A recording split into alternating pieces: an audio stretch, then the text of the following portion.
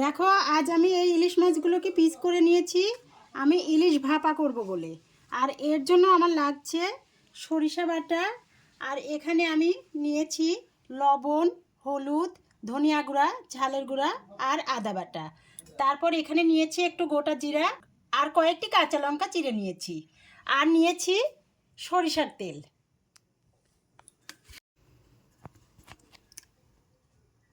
আমি মাছগুলোকে প্রথমে এক এক করে মশলা সব কিছু দিয়ে মাখিয়ে নেব।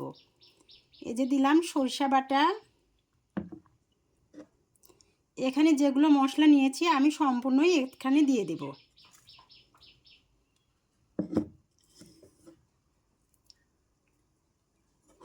তারপর এই গোটা জিরাটাও দিয়ে দেব। কাঁচা লঙ্কাটা আমি এখনই দেব না।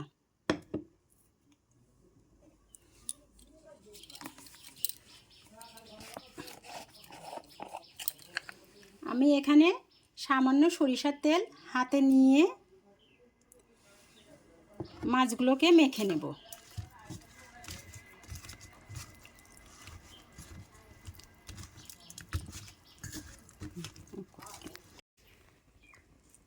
বলিস এ দেখো, আমার মাছটা মাখানো সুন্দর করে হয়ে গেছে। আমি এখন একটা বক্সে মাছগুলো তুলে নেব।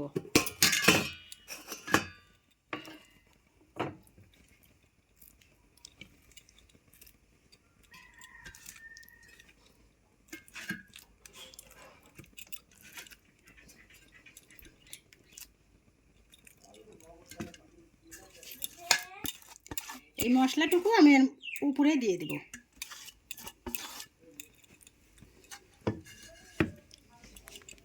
তারপর আমি উপর থেকে আরেকটু সরিষার তেল দেব।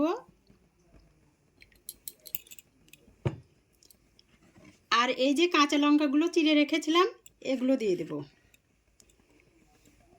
তোমরা যে যেমন ঝাল খাও সেই হিসাবে এই কাঁচা লঙ্কা দেবে। আমরা হয়তো একটু বেশি ঝাল খাই। এখন আমি এই থালাটার মধ্যেই একটু জল দেব।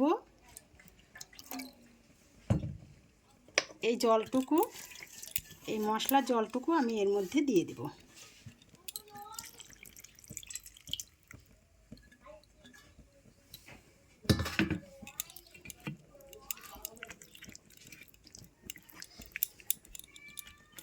ব্যাস, এবার ঢাকাটা দিয়ে হয়ে গেল আমার এটা তৈরি।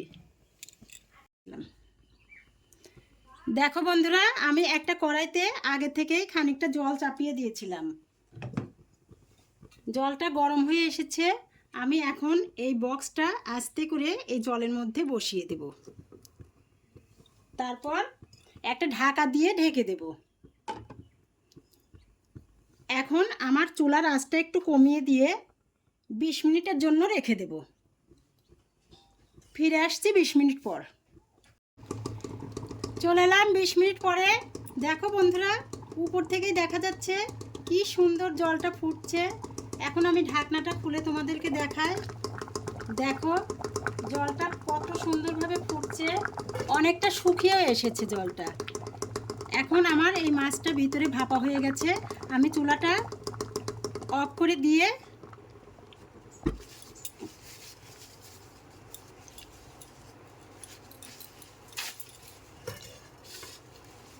এখন আমি কড়াইটা একটু নামিয়ে নিই।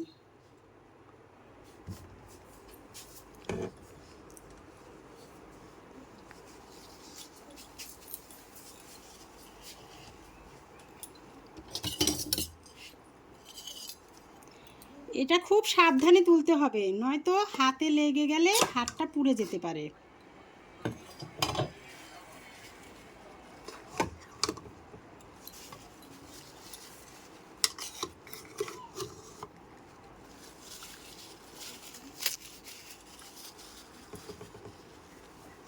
দেখো আমি কি সুন্দর করে নামাচ্ছি, আমার হাতে একটু লাগলো না।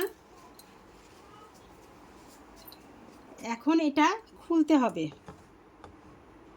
খুব গরম বন্ধুরা, কি করে যে খুলি।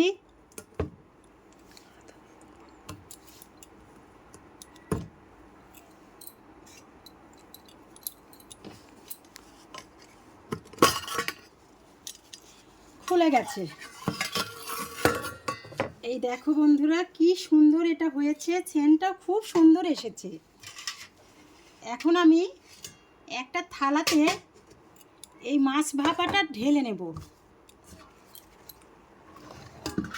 খুব সুন্দর একটা গন্ধ ছাড়ছে গো।